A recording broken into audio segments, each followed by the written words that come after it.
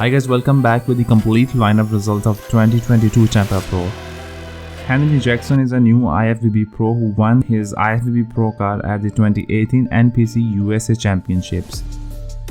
For his pro debut in Tampa Pro, he was working with coach Phil Wiss and he has been awarded with last place. Whereas Mark Arthur brought improved physique conditioning wise compared to his last show, but still he had to settle for 13th place.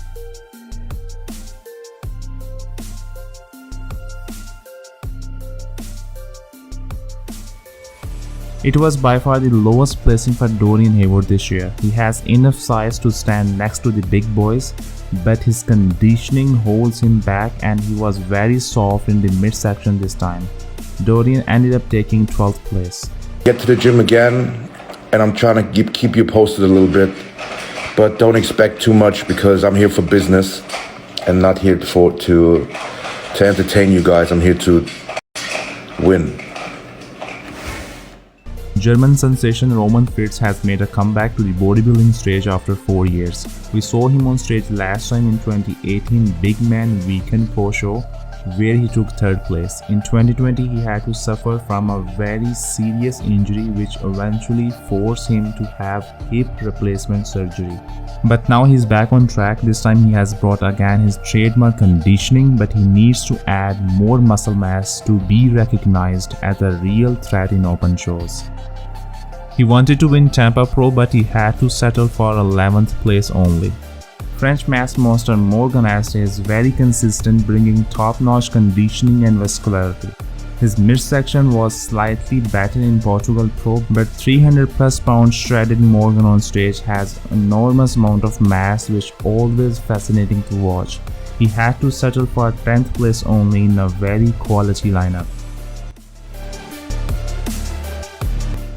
So the biggest Korean bodybuilder Song Chul Lee has landed at 9th place. He was runner-up recently in Monsters and Pro. I personally really like his structure and his overall physique. He has everything: tiny little waist, wide frame, sweeping thighs, very complete physique. Just he needs to improve his conditioning, and if he comes in crisp conditioning like Morgan Aste, I think he can win pro shows with his very astonishing structure. Tim Budesheim from Germany had to take 8th place this time. He brought sheer amount of mass and probably he's chasing size, but I think his midsection was little washed out. He did not show deep curves like he had in Portugal Pro. We have seen him multiple times finishing at 2nd and 3rd place since 2019, and I really wanted to see him this year at Olympia, but seemingly he will not get Olympia qualification, so hopefully next year. We have new IFBB Pro Stuart Sutherland, who just won his IFBB Pro card last weekend in NPC USA Championships in super heavy class. He was around 245 pounds on Tampa Pro stage and he managed to take 7th place in such a strong lineup. Addy Broca Montes seems like he's downsized this time, but he has brought up his conditioning under the supervision of his new coach Matt Jensen, which led him finishing at 6th place. He does not really have amazing lines, shape and structure for bodybuilding perspective, but he is still very competitive and now he is super shredded, so it will be interesting to see where he will finish in Texas Pro next weekend.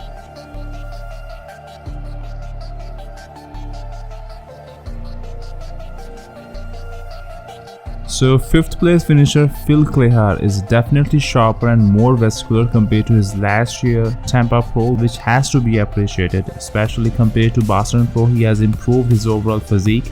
His abs are more defined this year, but his skin around his midsection was relatively much tighter last year. Plus this time in Tampa Pro he looks little flat. Phil is going to compete in Texas Pro, which will be his 4th show of the year.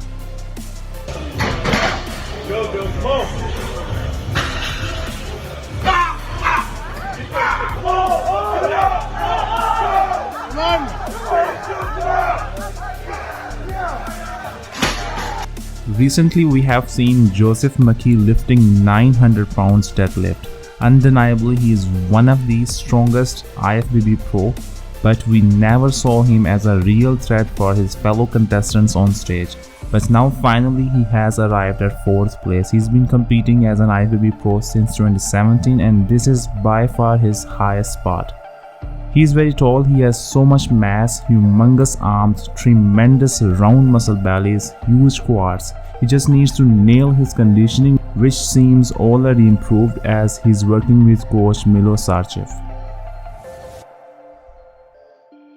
So 27 years old Canadian rising star Quentin Adia presented a very aesthetically appealing physique with significant improvements size-wise as well as conditioning-wise at 269 pounds. He has very wide clavicles, massive shoulders, very narrow waist, sweeping legs, overall very complete structure for bodybuilding. He needs more thickness and mass on his back and in a couple of years he's going to be unstoppable.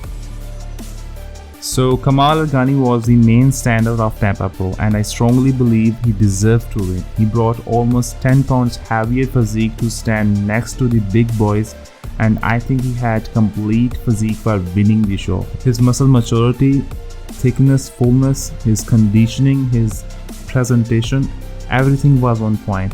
A lot of people don't know, but about like 3 weeks into this prep, 4 weeks into this prep, I got into a really bad accident.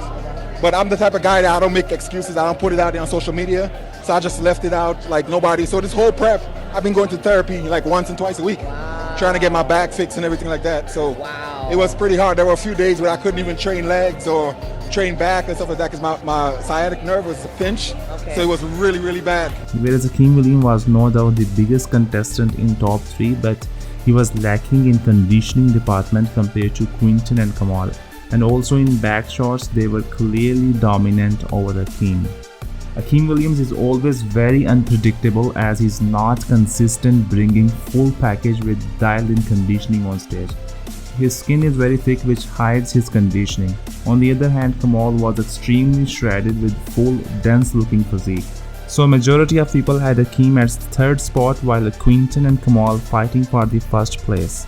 But I think Akim is already Olympia contender, so including him in Olympia lineup will bring more hype, especially for the business point of view for IFBB Pro League.